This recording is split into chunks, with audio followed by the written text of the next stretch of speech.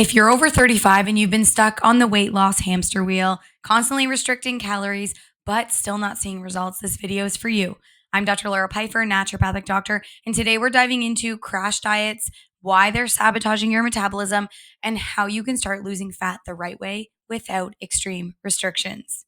As we get older, especially over the age of 35, our body goes through a lot of changes. What worked for us in our 20s no longer cuts it anymore. The crash diets, the cutting calories to the extreme, they might help in the short term, but they often end up doing more harm than good in the long run. In today's video, we'll talk about why these diets backfire, how they affect your metabolism, and what you can do instead to focus on sustainable fat loss and results. So, let's break it all down. So, when I talk to my patients, often they're telling me, I want to lose weight. The first thing I ask them is, have they lost weight in the past? What have they done that has been successful or unsuccessful so that we can start to map out a strategy that makes sense for them? And every single time without fail, the patient says, I've done Weight Watchers or I've done keto or I just completely cut out carbs.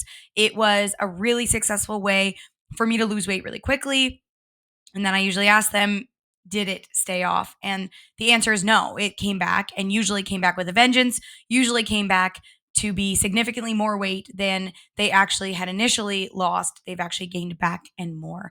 And the question really remains, why is this? It's because most of the diets that are out there that these patients are doing are not sustainable. They are not designed for women's health. They are not designed how the changes in our hormones happen over the lifetime, and they are not designed for you to be successful. They're designed for you to do and come back to, especially some of these diets, these programs that will lead you through a specific diet. They don't want you to lose the weight sustainably. They want you to stay on the program.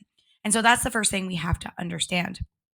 Also, there is this common belief in the women's health, specifically weight loss space, that I'm seeing a lot is that we have to be drastic, we have to be restrictive, and we have to cut out macronutrients in order to lose weight sustainably and actually be successful. And the reality couldn't be further from the truth, because when we look at weight loss, if we are drastic and we are restrictive, this is where a lot of these things backfire. We have to remember that it's our body's ultimate goal to keep us in balance. It's our body's goal to make sure that we don't lose too much weight, that we don't gain too much weight, that we keep our hormones pretty balanced. And so what's going to happen is your body compensates for any one of those changes that you make to try and lose weight. Your body will compensate for that.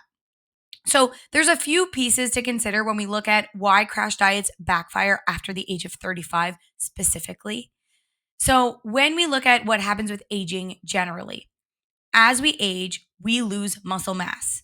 And this is where most of my patients go wrong, is they focus on nutrition. Obviously, nutrition is a massive part of weight loss and health and everything else. But they focus so hard on nutrition, they don't look at exercise. And the reality is your nutrition will not help you gain muscle.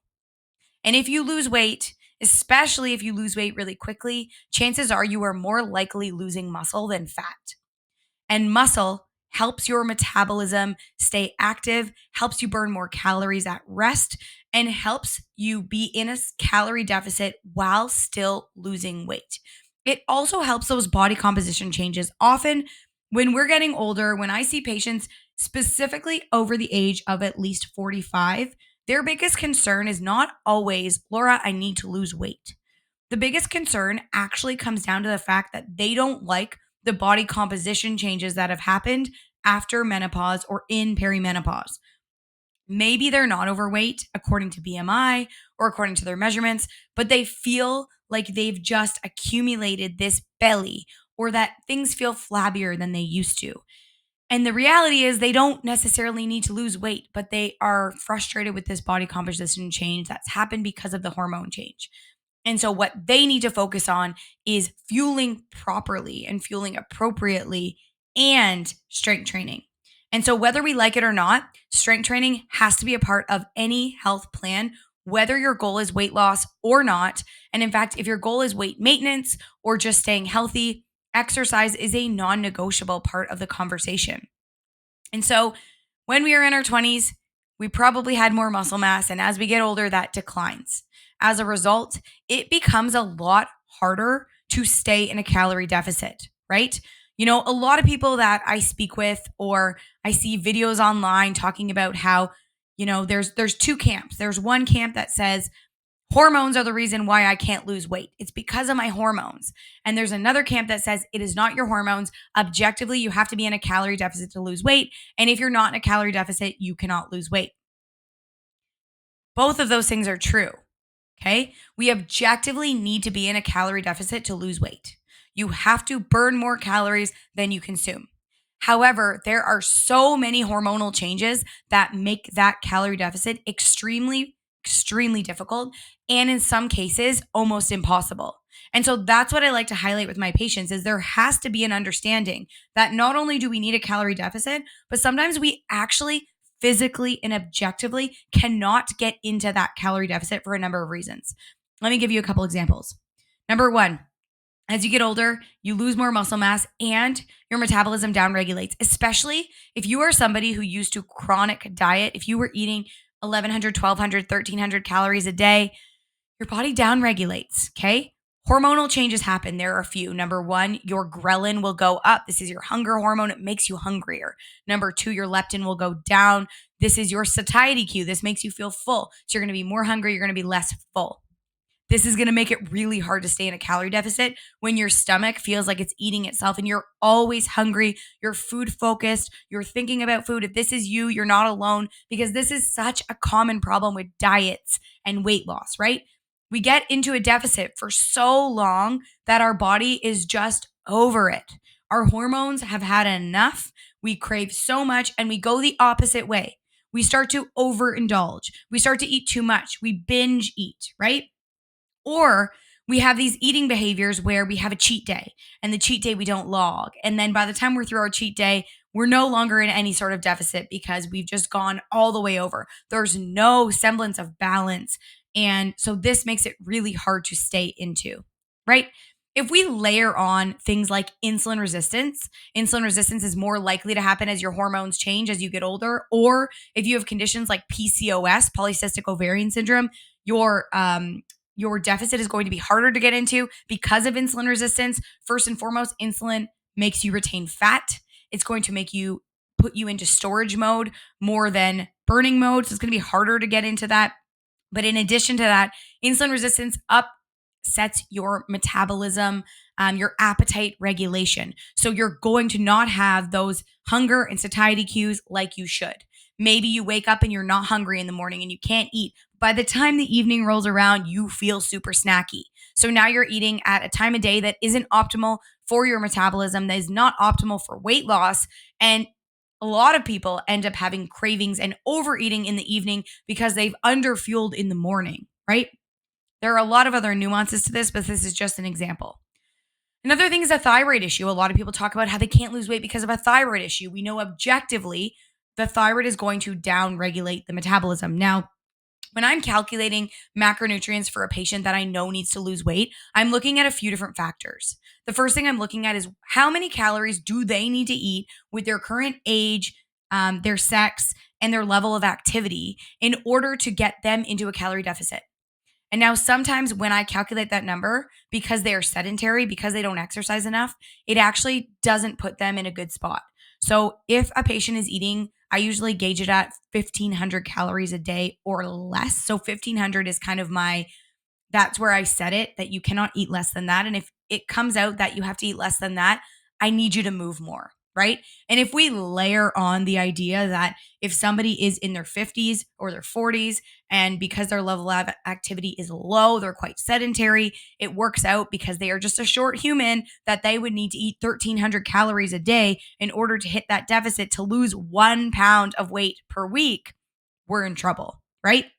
So if this person went to go do that deficit, they would feel really unsuccessful. If we layer on a thyroid issue where your metabolism is even slower, you're going to burn less calories. You don't exercise, so you have less muscle. We have hormone changes, so there's more insulin resistance. You're going to have more cravings, right?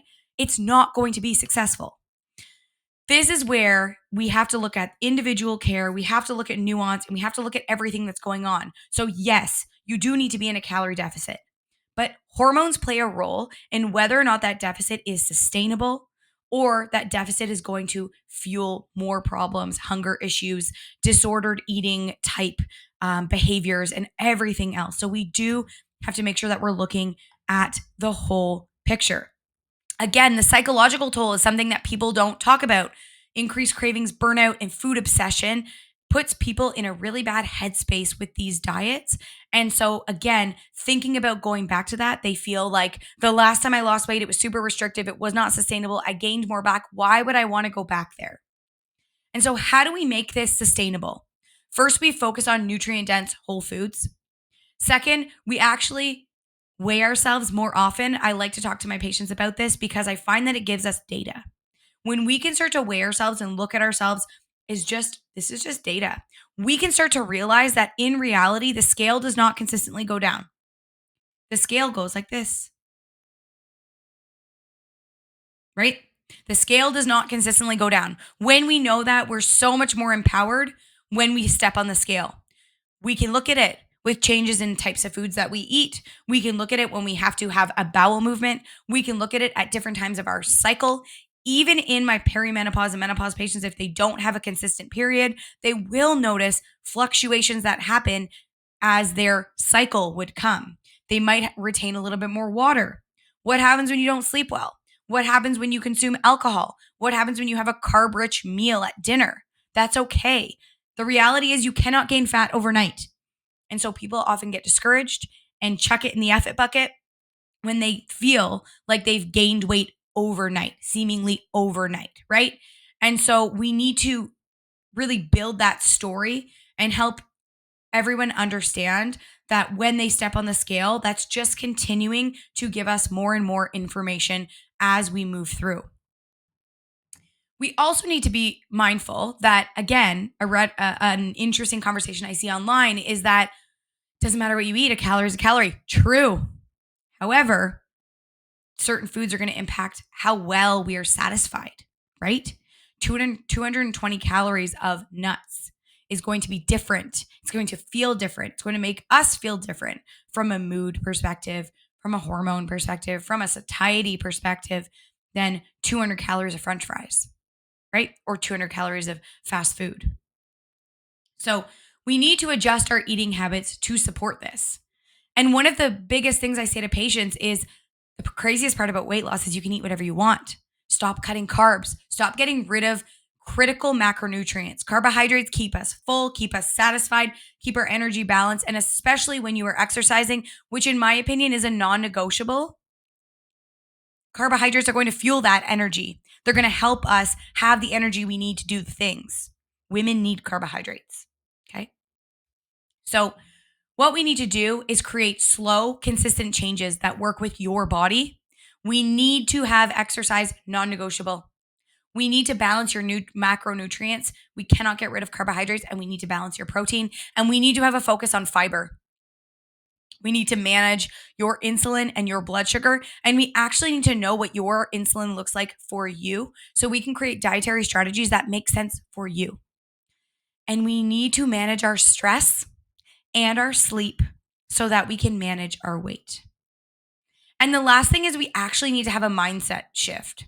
We need to focus on health because creating the long-term goal of I need to lose 20 pounds will not keep you motivated when things get hard. We need to create a fallback plan.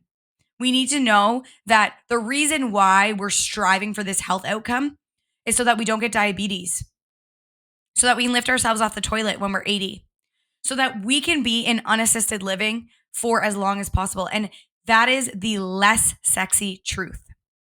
It's the less sexy truth, but it's the conversation that needs to be had. And so if this video resonates with you and you are looking for a strategy that's actually going to be working for you and feel sustainable, book a free call and let's chat more. And if you like content like this, subscribe for more.